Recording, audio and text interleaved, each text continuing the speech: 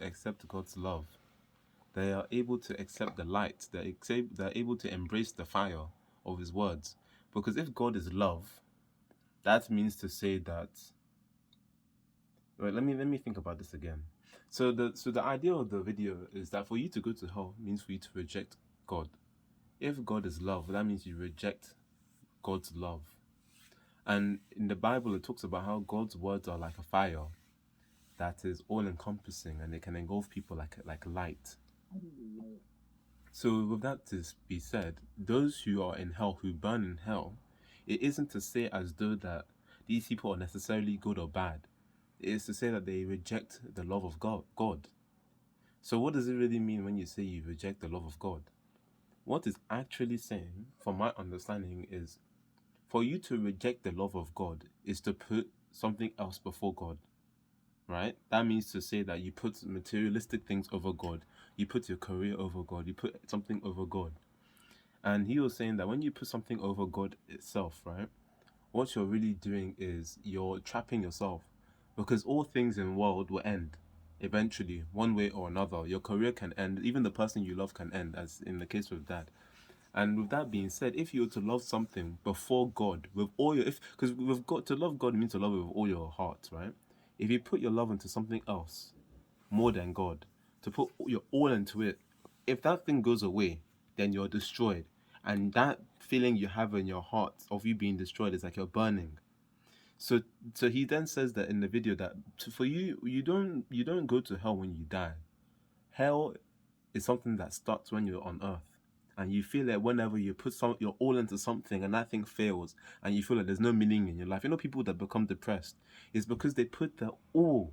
That all they were having, they're meant to put it into God, but they put it into something physical. So from my understanding, it's because they put in something physical and they left them, it was like hell on earth. That's the saying they say. That they are feeling this burning compassion, that now their meaning in life is gone. So then now when they die, their body is gone along with the meaning that they had, if that makes sense. It's like if I imagine I was to put all my oil into this oil, right? I said this oil is gonna cure somebody, it's gonna cure cancer and all, and I put my all into this. If I was to break this glass and it shatters, then that means that my love is now gone. That now I feel like there's a fiery pit inside of me that's anger. I've rejected God's love because I put His love in this instead. And if, let's say, I was to pass on, then now the love I had in this has now been destroyed in fire, and my body has also now been destroyed. So that is hell. Whereas if you love God, your body may be gone, but the love that you had will never go away. So now that's why I'm so shocked, because I wanted to tell you about this, because in the Bible it says, I think Jesus said something along the lines of, do not fear those that can destroy the body but cannot destroy the soul, but fear the one that can destroy the soul and also the body. And if you think about it, you know which quote I'm talking about. And if I think about it, for someone to destroy the body just means for you to be able to kill somebody. But if somebody can kill you, that doesn't mean they killed the things that you've done in your life, the things that you loved in your life. But fear those that can kill both the soul and the body. Your soul is like what you put your passion into, is what you put your heart into. Therefore, now if I think about it, remember, for you to be in hell is for you to reject God's love, right? The love that is within everybody. So if you were to think of somebody who can destroy both the soul and the body, it is saying be scared of those who their love is not put into God, but is then put into materialistic things, who are also capable of destroying man-made things, man itself. And I thought about it, and it actually reminded me of you. Because I remember when I was younger, there used to be times where I wouldn't appreciate your love. Right? Remember, God is love. You will love me, and I'll be thinking to myself, oh, why is mom telling me to do this? Why is mom telling me to do that? And I reflect on it, and it reminds me, because it's like your love was overbearing.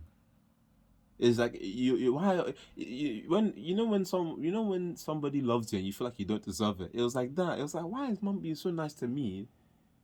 It felt wrong, as if your love was burning me. If I was to use the metaphor, it's not to say that you're God, but it was a good analogy for me to think about it. Whereas as I've grown older, I've been more accepting of your love. So now when you give love to me, it's like I deserve it. So now the love, the fire of your love, the fire of your words, they're not burning to me. They don't damage me. Instead, I can embrace it and appreciate it. So now if I was to use it in the sense of God, the idea is that God has given life to everything, right? So the idea is that if you reject God during your life, not only are you during your life, you're going through despair and pain, because now that love, remember, if let's say right now I'm not me and I'm somebody else, and I put all my love into this tissue paper, let's say this is my career, I'm selling tissue paper, this is my ultimate thing, and it's not that this is my career and I love God, is that this is as if it's my God, like idol worshipping, right? If this is what I love and I was to soak it in water and destroy it, now my love is gone, my identity is gone.